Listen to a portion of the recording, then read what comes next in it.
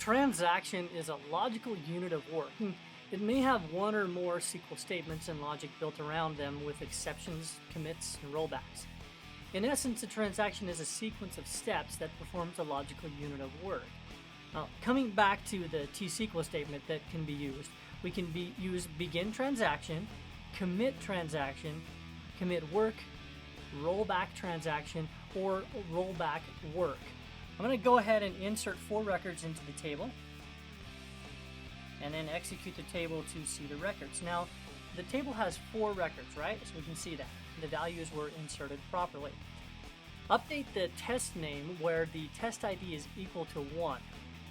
Now, the statement set test name equals update value 1 updates the first record in the table test. Now, when the system failure occurs at point C, you don't need to do anything. The changes are already reflected in the database. Transaction 2 ended after checkpoint and changes were committed. Now, the changes are available until the next checkpoint, or when the contents of a transaction log are merged with the database. If the snapshot option is off, recommit a direct SQL server to use shared locks while reading. If the snapshot option is on, it directs the SQL server to row versioning instead of locking.